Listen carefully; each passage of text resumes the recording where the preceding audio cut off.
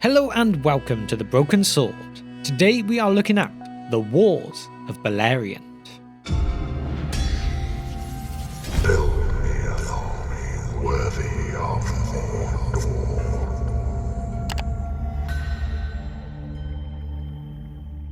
Today's video is sponsored by NordVPN, so stick around until later in the video to find out exactly how they can help you out. The Wars of Beleriand also go by the name of the Wars of the Jewels, as this was due to the legendary Silmarils being at the root of so much of it. This war was made up of several battles that started in the year 1497 of the Years of the Trees and culminated with the end of the First Age of Middle-earth in the year 587 of the First Age. These battles were also primarily between the forces of Morgoth and the Elven race, although they did also have Dwarven and Edain allies throughout too. It's probably a good place to start in covering just how it all started. We start with the Dark Lord Malkor, the Ainur who fell from glory after going against the will of Iluvatar. Malkor had gone to Arda with the purpose of corrupting the other Valar's work in preparing it, which is really a story for another day, but it culminated in Malkor being imprisoned in the halls of Mandos for 3 ages.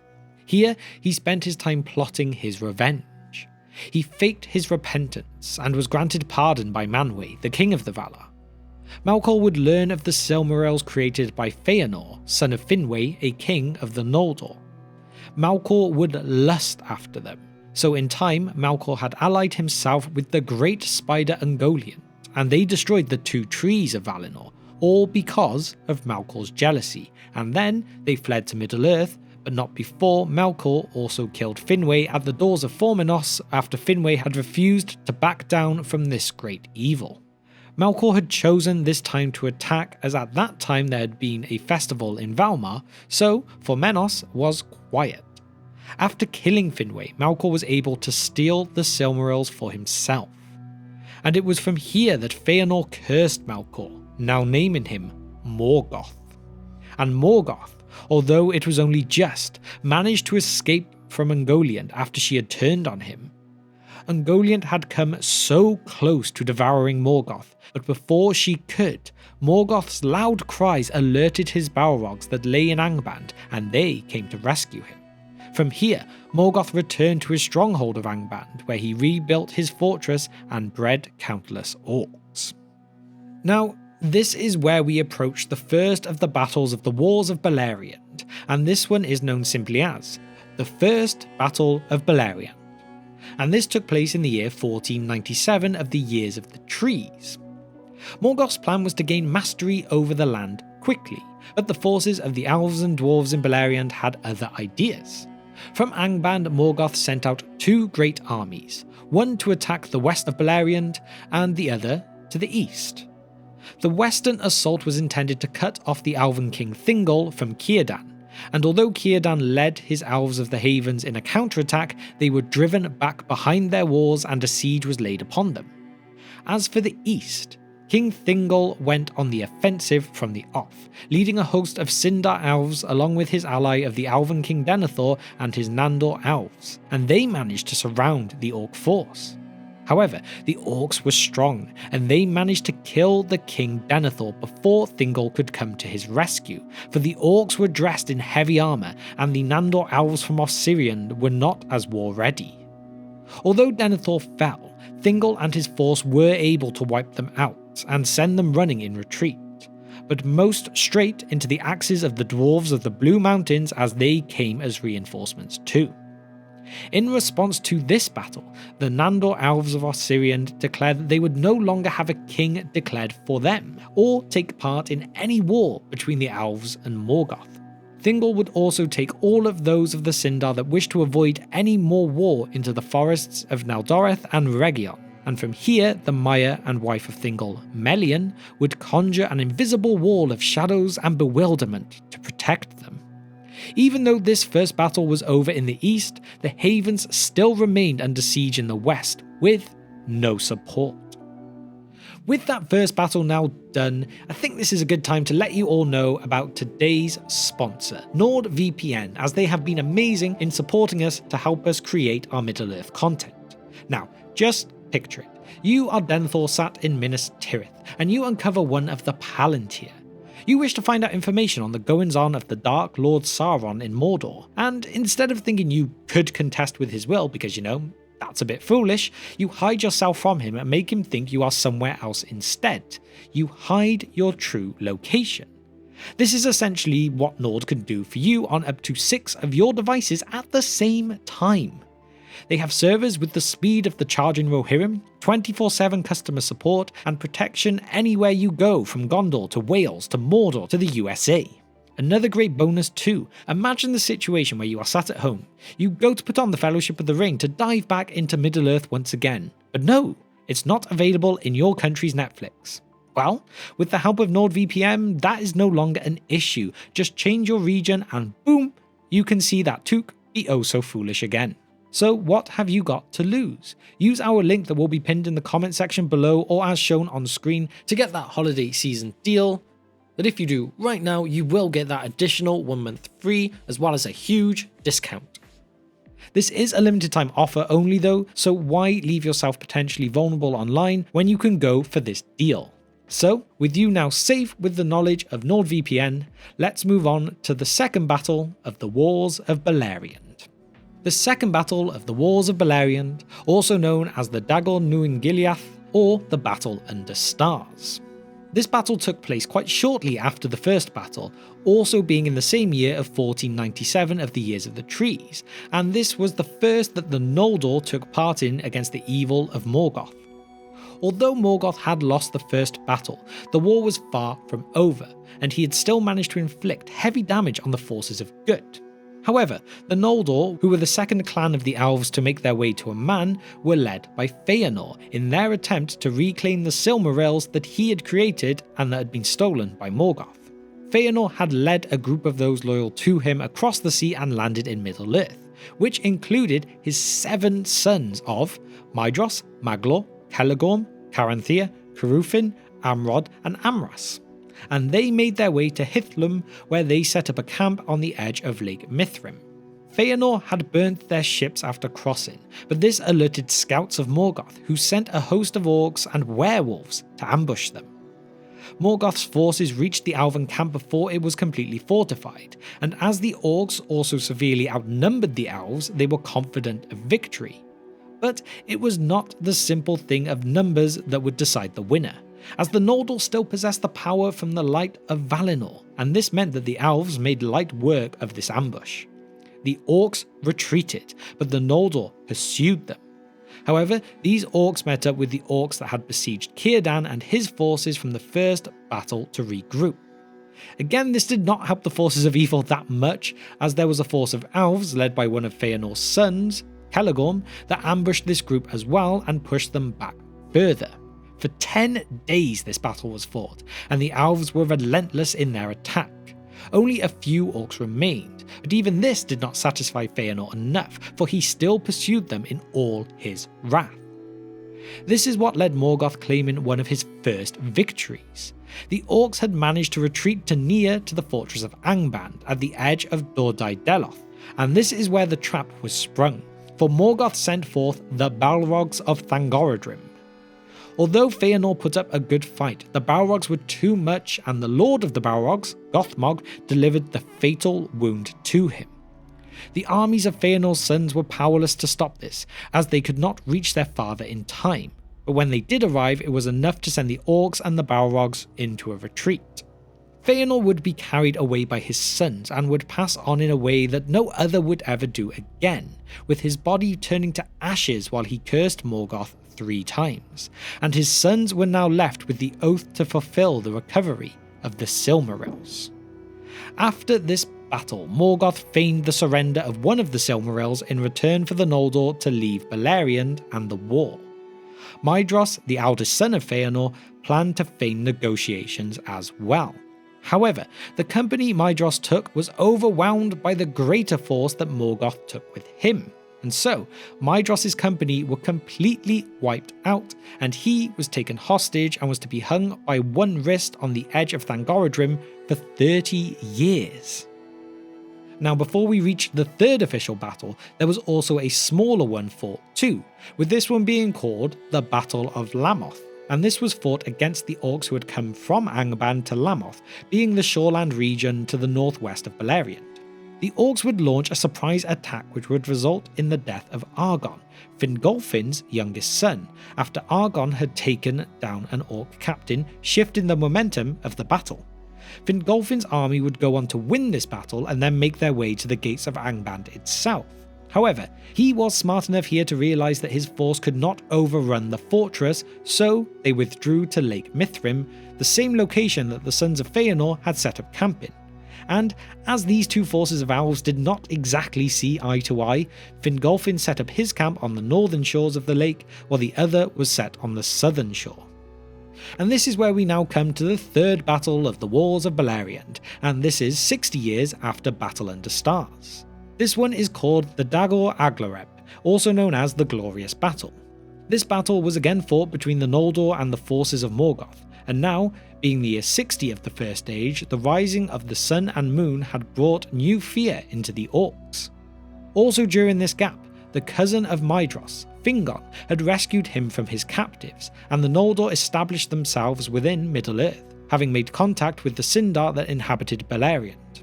According to the spies that Morgoth had sent into the lands, the Noldor were not exactly preparing for war, so of course Morgoth thought that the time to strike was now. Again, more hosts of orcs came forth from Angband and attempted an assault at Dorthonion, the forested highland in the north of Beleriand.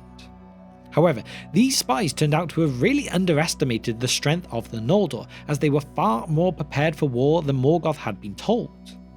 Hosts led by both Fingolfin and Maedhros counter-attacked from the east and west respectively, and the two elven forces all but wiped out this orc host, with those few that survived attempting to scurry back to Angband.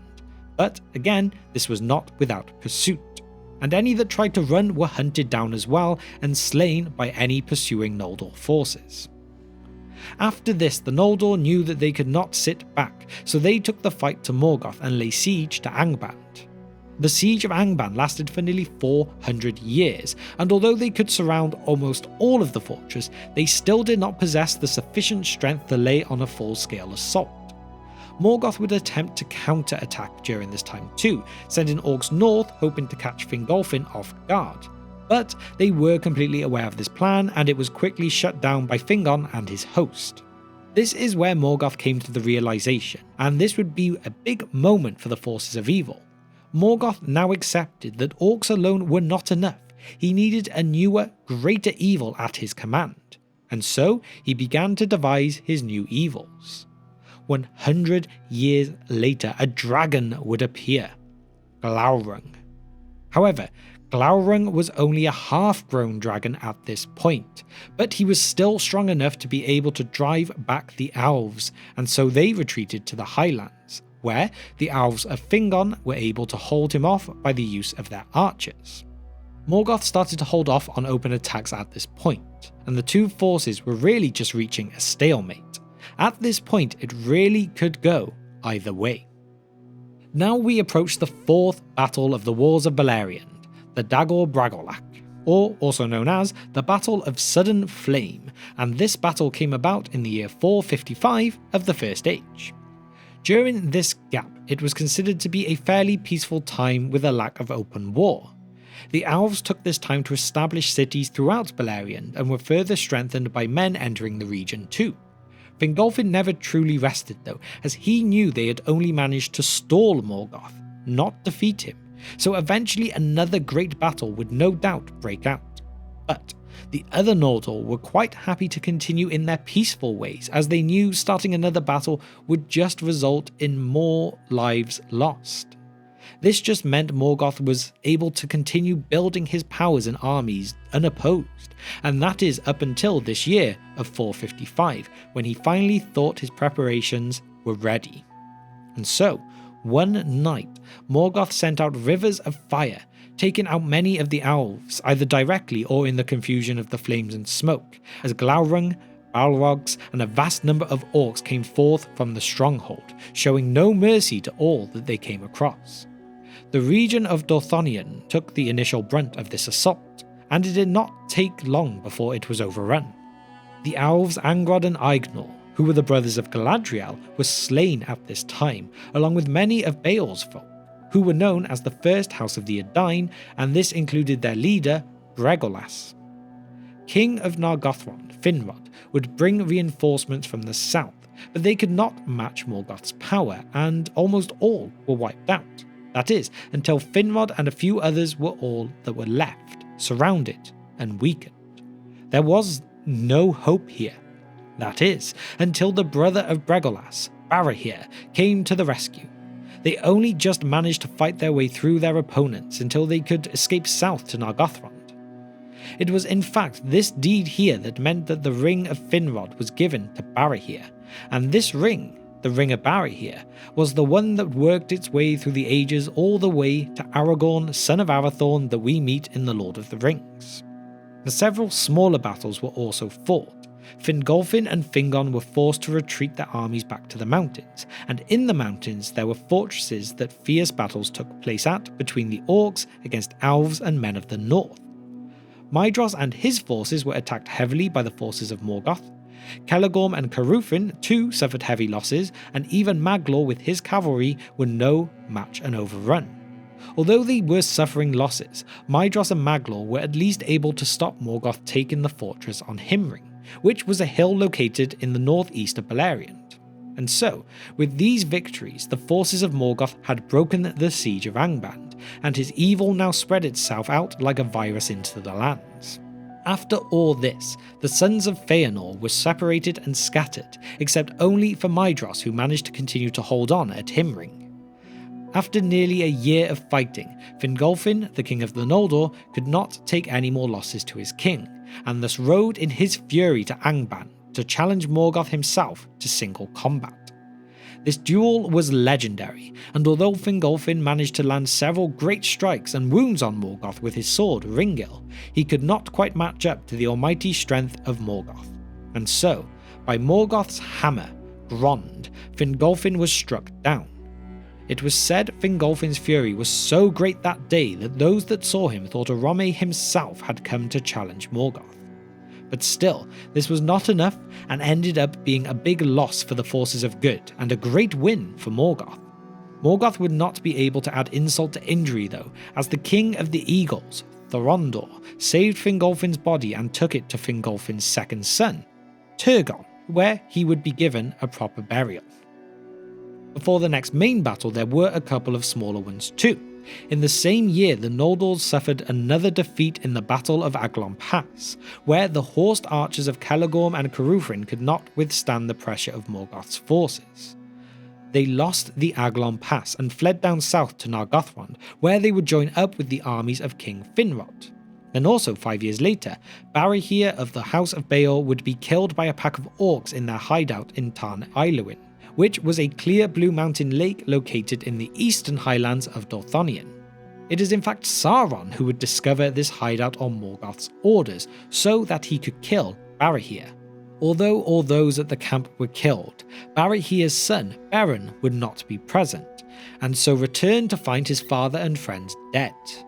He would swear vengeance for his father and go on to achieve many great deeds that are remembered still in the days of the War of the Ring. We now reach the year 472 of the First Age and the penultimate battle of the Wars of Beleriand, the Nirnaeth Arnoediad, also known as the Battle of Unnumbered Tears. At the point of this battle, the Noldor had lost a lot of their lands. They were reduced in number, scattered around, and weakened. However, Maedhros had been lifted by the story of Beren and Luthien in the previous years and gained hope. He would not give up and let Morgoth just wipe them all out one by one without a fight. The Union of Maedhros was then formed, and the Elves of Beleriand allied themselves with the Edain, Dwarves, and the newly arrived Easterlings to combine their forces under one banner.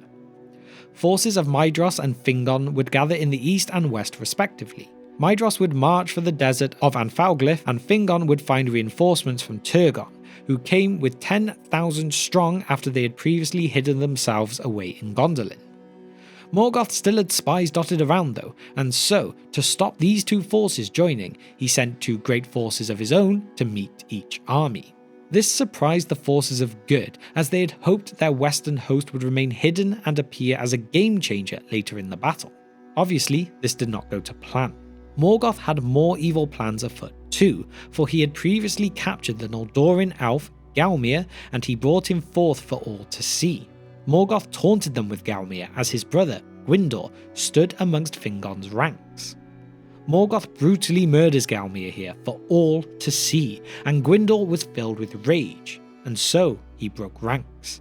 He and his men charged from their hidden positions, and Fingon's men followed as well, although Turgon and his force stayed where they were. But in their rage, Fingon and Gwyndor's hosts made quick work of the Orc host and made their way to Angband itself, killing all in their way. They appeared to have cornered Morgoth, but it was not going to be that easy. Morgoth had more hidden forces within Angband, and the forces of Good sprung this trap. Gwyndor was taken captive with all his host being killed, and Fingon was pushed back by the sheer number of Orcs. Turgon had now brought his men to Angband as well, managing to reach the retreating guard of Fingon, and Maedhros' reinforcements had arrived too, trying to reach Fingon and Turgon. But again, Morgoth acted, and here he emptied all that was left within Angband. Orcs, wolves, balrogs and dragons, all led by the almighty Glaurung, poured from this stronghold.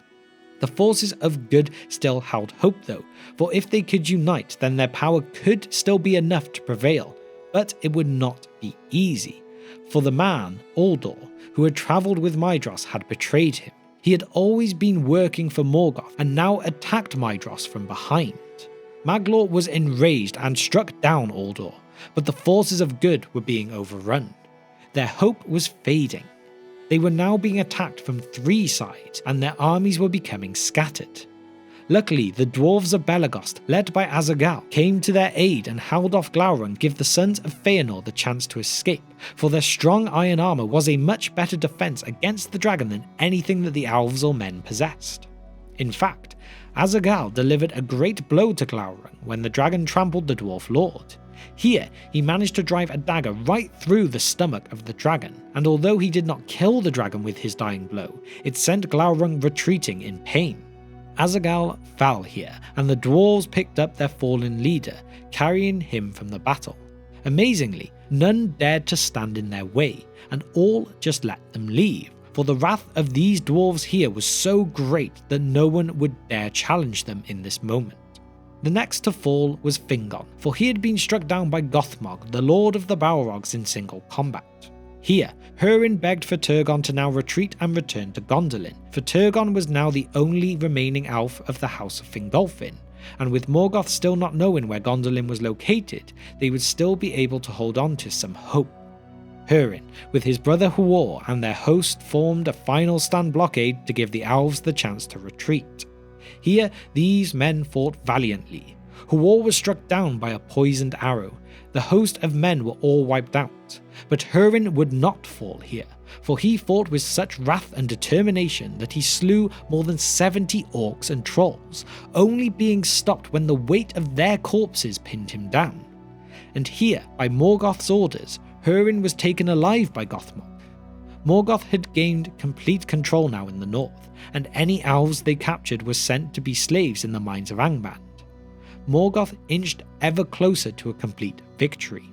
But closer is a very important word here, for although the sons of Feanor were scattered throughout the mountains and the woods, they were still alive. And Turgon had made his way back to Gondolin too, which at this time still stood in an unknown place to the frustration of Morgoth. Before reaching the climax of the war, there were a few smaller instances of note. Firstly, we have the fall of the Falas in 473.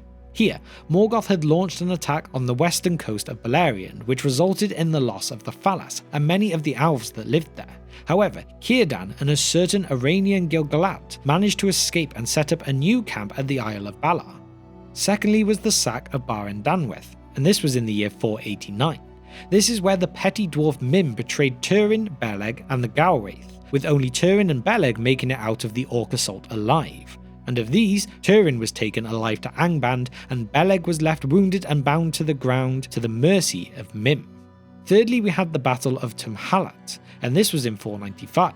This was the last of the battles where the Elves of Nargothrond fought against the forces of Morgoth. It was Turin's arrival here that changed things, as he became King Orodreth's chief counsellor in war, and Turin wished to stop their tactics of stealth and secrecy, instead wishing for open battle. This all led to Orodreth leading his forces into battle alongside Turin and Gwyndor, where only a few, including Turin, would survive. This would lead directly into the fall of Nargothrond. And then instance 4, and the final one before the climax of the war, we have the fall of Gondolin, and that took place in the year 510. Here, the once hidden city of Gondolin was assaulted and destroyed by Morgoth, but the full story of that fall of Gondolin is definitely one worthy of its own video. So now, this is where we reach the climax of the Wars of Beleriand, with the final battle, the War of Wrath, also known as the Great Battle, taking place between the years 545 and 587, meaning it lasted for over 40 years. Morgoth is now appearing almost unstoppable, for everything that had stood before him had fallen one after another. This led the now leader of the forces of good, the half-elven son of Tuor, Eärendil, to make one last desperate plea, but not to Morgoth for mercy. No, he used a Silmaril to guide him across the Great Sea to meet with the Valar themselves. The Valar would actually listen and accept this plea, sending him back with great reinforcements to challenge Morgoth in the Great Battle. Morgoth would not retreat when seeing the hosts of Valinor though, for his army was now so large it could not be counted. The battle was so colossal, and the power that came from the almighty spirits was so large that much of the land was damaged. But when all was said and done, the forces of good came out on top. Morgoth's forces had been defeated. The Balrogs that had not fled to the depths of the earth were wiped out, and the orcs fell like dominoes to their powerful foes. During the battle, when Morgoth had started to worry, he attempted to send his new winged dragons into battle too, the greatest of these being Ancalagon the Black, who was actually the greatest dragon to ever be seen in Middle-earth. And these dragons brought such devastation that it even pushed the Valar back, and this is where Eärendil returned on his skyship Vingilote, which had been blessed by the Valar, and with him came Thorondor, great flocks of birds, and the eagles. This was their counter to the dragons. Eärendil fought with Ancalagon for a full day before finally managing to strike the dragon down. This almighty feat reinvigorated the forces of good, and they retook the land the dragons had pushed them back from, killing all evil that stood in their way. It did not take long until all that was left was Morgoth himself, hiding in the deepest dungeons of Angband. Morgoth had been weakened to such an extent here that by the end he asked for peace. But this was not listened to. They did not fall for the same trick twice, and so they cut his feet from under him. The two Silmarils that were still in his possession were taken by Eonwe and guarded, and he was chained up once more. Morgoth was then thrown through the door of night, beyond the walls of the world, and then finally into the timeless void. And so there we have it, a summary of the events of the Wars of Beleriand, including the 6 main battles that made up the war, the little battles in between, and how it ended up with the downfall of the Dark Lord Morgoth. Even with the length of this video, I could have easily gone into more detail on each of these separate battles, so maybe in the future we can break each one of them down individually even more, at least if that is of any interest to you. And so, from here, firstly I would just like to thank NordVPN for sponsoring this video again. Remember to check out our link for their awesome deal. And now I will ask you my question of the day, and that is, do you think we will ever get this kind of war adapted for the screen? Do you think it could potentially be a route that Amazon goes down, or do you think maybe an anime or cartoon might be a better path for it? Or perhaps you think we should just leave it alone completely? Let me know all of your thoughts and opinions on this in the comment section below. And now, firstly to quickly mention our other channels that will all be linked in the description below if you would like to check them out, and also to shout out our patrons.